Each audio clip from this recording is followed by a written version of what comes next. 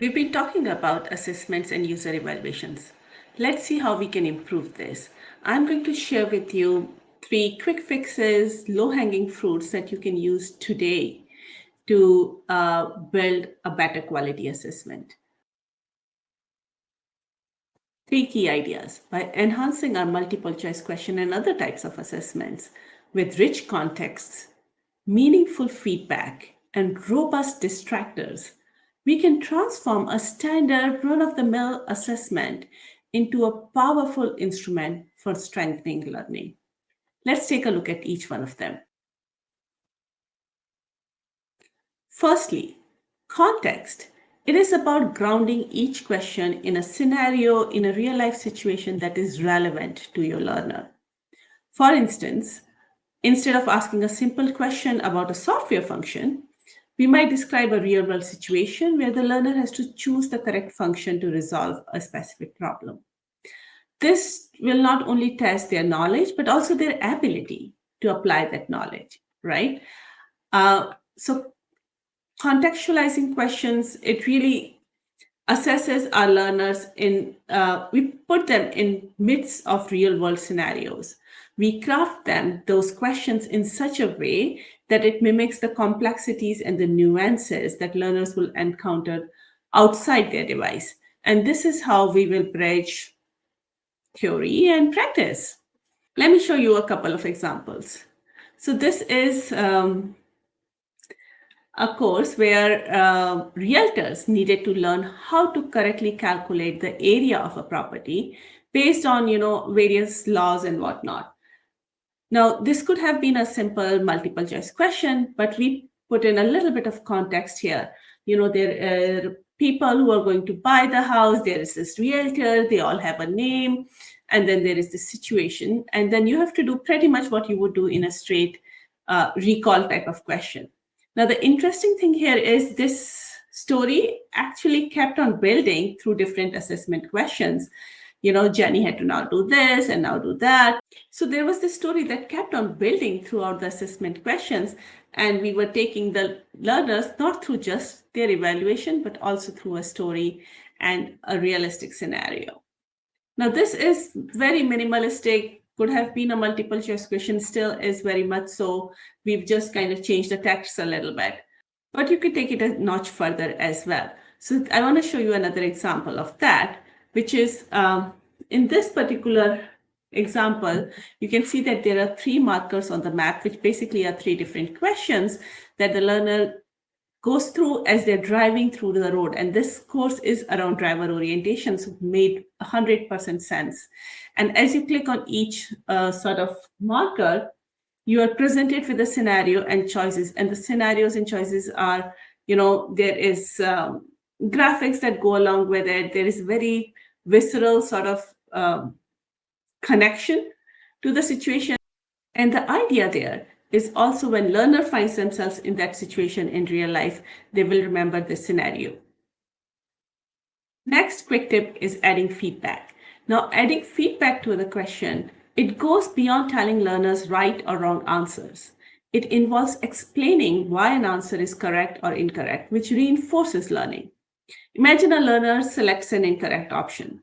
Now, the feedback should guide them towards understanding their mistake, right? Fostering a deeper comprehension.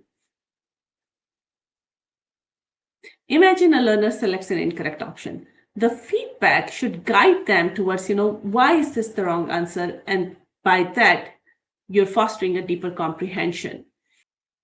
And honestly, as adults, most of the times we learn only after we make a mistake, and because we go in super confident, yeah, I know all of this. And then we get something else like, oh, okay, what did I get wrong? So that is a golden time to tell somebody what they thought was not the right answer. Right? You're creating a dialogue with the learner. And well-integrated feedback actually will turn your assessment into a learning experience itself, right? It is going to be not just a checkpoint, but a checkpoint and a milestone of learning. It will simultaneously assess and educate.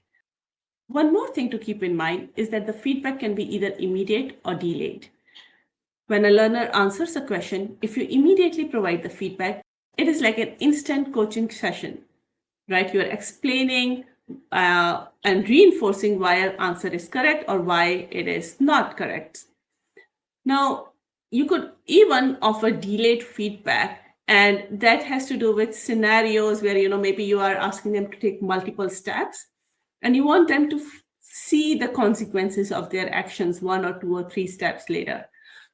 Feedback can also be cumulative. So you've done multiple steps and then you get a cumulative feedback based on a number of actions and choices that you have made. In either case, your feedback needs to be informative and constructive. Let's take a look at a couple examples. In this example, the learner had to select between 2 options, one of the 2 green boxes. However, it was a very critical piece of information that they absolutely needed to know. This was a very important part, and the client was very clearly, we need to absolutely reinforce it. So if they chose the wrong option, they get a bunch of content explaining and reinforcing why they should have, chosen 2 different checkbooks or something like that. But even if they select the right answer, they still get a bunch of content explaining why it is important to do what they chose to do. In another example, we chose to give cumulative and delayed feedback at the very end of the course. And in fact, it was given as a black and white flashback kind of cards. Like, remember this? You made this mistake. Remember that? And again, the idea being to build this visceral reaction and then saying, okay, now I remember. And how can I improve for the next time? And lastly, to improve your assessments, let's talk about distractors. Such an important part. My team often spends way more time writing good distractors than writing the STEM or the correct answer of multiple choice questions. Because distractors, they're not just incorrect answers, right? They are plausible options. They're testing the depth of somebody's understanding. Effective distractors are carefully crafted to reflect common misconceptions or errors. Right? If we were looking at a medical assessment, for example, a distractor might represent a common misdiagnosis, right? And you don't want to use a randomly unrelated condition. So spending more time on distractors absolutely makes sense because they play a critical role, right? They're serving a specific pedagogical function. So effective distractors, they're sophisticated.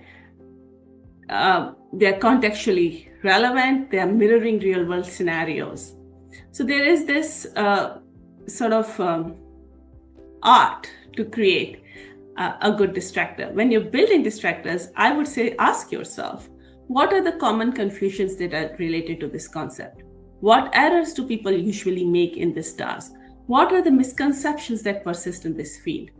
And then you'll be able to create a good distractor. In this example, you will see that all the distractors are very plausible. I cannot just look at them and say, this one looks like the right answer. There is no one single choice that looks like the right answer, right? There is no none of the above or all of the above. The length and the format is kind of similar. And it is made so that, people can understand how well they know the topic. The idea here is not to trick the learner, but to help them understand a topic in detail and depth. This is another example, and I especially like it because if you see all the 4 choices, they even have the same sentence structure, right? So all of them are related to the content. They're challenging enough for the audience so that your question is not a giveaway. If somebody can answer your question just by looking at it without going through the content, then you know that you have more work to do when building a distractor. So 3 quick fixes, 3 quick ways to improve your assessments: adding rich context, meaningful feedback, and robust distractors.